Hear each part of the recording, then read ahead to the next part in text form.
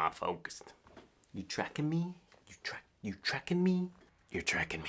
Hey guys, Omar here, and today's video is not so much a review or talk about the Sony a6400. There's just two main pieces of advice in this video. The first one is use what you have. If you're making YouTube videos and you're creating content, don't think you have to go out and buy a bunch of stuff. You can start with your phone. Whatever you have, just start with that. But as you start to make more and more videos, you're gonna find that as you start enjoying it a lot more, you'll start making more videos, and then you're gonna realize there's a lot of stuff that you don't enjoy. And what ends up happening is you actually make less videos because the production or all the work it takes to make a video just brings you down. And YouTube burnout is real. So with that said, here's my camera journey with YouTube. I started out with the Canon 5D Mark IV because that's what I had. I had the 5D Mark IV from my business for photography, and it takes amazing 1080 video. And so in the beginning it was fine. Most people watch on their phone anyway. 1080 is fine. There is no flip out screen on this camera, so I used to hook up to my laptop. So I would have a laptop here to frame myself. The colors coming out of this camera were great. So the Canon, just beautiful video right out of the camera. Love it. The only hang up was no flip out screen and of course 1080p only. Now this guy does shoot 4K by the way, but it's like IMAX size. I didn't want to deal with those the codecs that comes out of the 5D Mark IV. So 4K wasn't even an option with that camera. Two.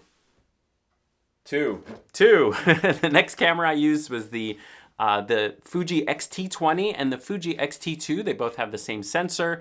I would interchange between those two. The main hang up with these cameras, one is battery life. So I always had to have like 3, 4, every time I would put a battery in, there was always like one little sliver. Oh. Then I'd have to go to another battery. It was always a pain. So battery life was one. If I was all charged up, I'd be good. But again, it goes to all the little things you need to take care of the night before you film. And that was one of them. With the Canon, I mean, I could put in a battery that was half full and it could record for an hour. Number two, obviously no flip out screen. And so I bought one of these little, you know, cheapy Feel World 4K Amazon special kind of things. Nothing special, but I could see myself on there. But I also had to have batteries to charge, or I had to be near an outlet so that I could record and see myself on the screen. So again, these little things start to add up. Charge the batteries at night, put them in the morning. This thing I had to make sure that I put on correctly because it's not super clickable or easy to put on. Still no big deal. You know, you could totally do this. It's totally fine, and I was fine with it for a long time. Maybe I wasn't so fine. Okay, I got it. I got it on there. And this thing just flips around and it's never straight, but okay, totally fine. The super enemy of this setup is this guy. I hate this guy. The infamous micro HDMI cable. Not mini HDMI, micro HDMI. This thing's terrible to hook up. And by the way, I've been through a bunch of these cables. They like bend and break, but my eyes are going. So I'll put it in, I'll turn it around, I'll put it in, I'll turn it around. All right, folks. I always get this wrong. All from putting this on, from the battery, from making sure there's batteries from this thing, to setting up, to checking my... And so that's kind of what starts to happen as you make more and more videos. And my thought was to have a setup that is like, you just turn it on, kind of ready to go. And that means you're ready to go and you're more energetic for your videos instead of like turning the camera on after being like, nah. Do you know what I mean? So you want a setup that is ready to go if you're making content. Next, full frame, Sony a7 III, huge lenses. This also was a hassle because it has no flip out screen, and it does also have a micro HDMI. So I tried this one for a little while, but it was just as bad as the Fuji. So enter the Sony a6400. Okay, it shoots 4K. It's got amazing tracking. You see what it's doing right there? It's tracking my face. How's the rolling shutter head though? I don't know. No. It's got great colors coming from the a7 III. I know that right out of camera, I use Picture Profile 2, which looks totally fine on there. I put a microphone on the top. I got a Rode Video Micro. So sometimes I'm still not super happy with audio, but it's doing a decent job. And again, putting a little lav mic on and a recorder and making sure that I format the card on the recorder. These are all the little things that were kind of holding me back from making a lot of videos. So right now I have it on a monopod. I usually put it on a tripod if I'm shooting on this side of the room. And on my desk setup, I actually have a Manfrotto arm that is always on my desk. So if I'm gonna shoot at the computer, then the camera's just sitting there waiting. I could flip it on and I could just start recording and talking to you guys. And that has been the difference. And that's my second advice. Advice number one was use what you have. Don't buy anything new. Just make it work for you. And advice number two is if you're gonna start making YouTube videos, try from the beginning to have a setup that is set up. Either set up in a corner or set up by the turn of a switch, or the tripod's already set up.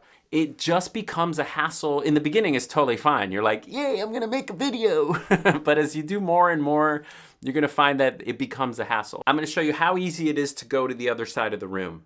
Oh, you tracking my place? You're tracking my place. Besides the Video Micro, I have it in the camera in a small rig, so the microphone is not blocking the screen. And also I need a small rig because I drop a bunch of things. So at least if I drop the camera, it'll be a little safer. I also have it, I'm using the kit lens. I didn't want a big, I also have the Tamron 28-75, but this setup is really small. I'm holding it with my hand right now. No IBIS on this camera, so it looks totally steady. I mean, for my uses, here I'm going from one side of the room to the other. Here, let me just show you the handheld holdness, steadiness. This lens does have an optical stimulation again. I mean, for my uses, I'm gonna put it right on this arm over here so you can see. That was easy, totally easy. And now I could just, whatever, if I'm shooting with the computers, I can move the arm out. Just like this. You know what? I should record this. Let me do that again. And it's ready to go. So if I wanted to talk over here, I can completely talk because this arm is always set up.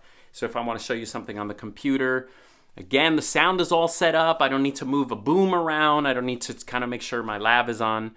So hassle-free YouTube video making. Hey guys, this is me a few days later.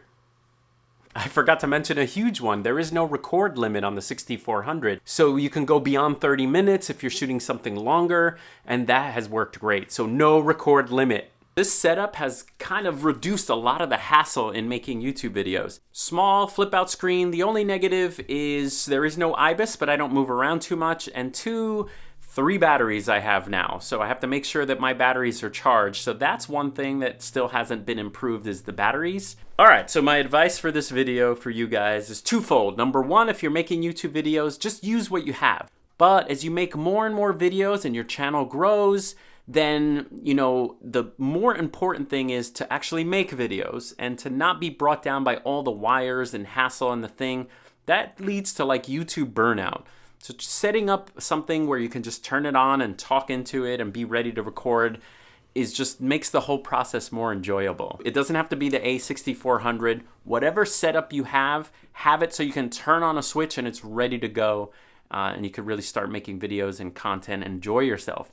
That's what it's all about, yo. All right, I'll see you guys next time.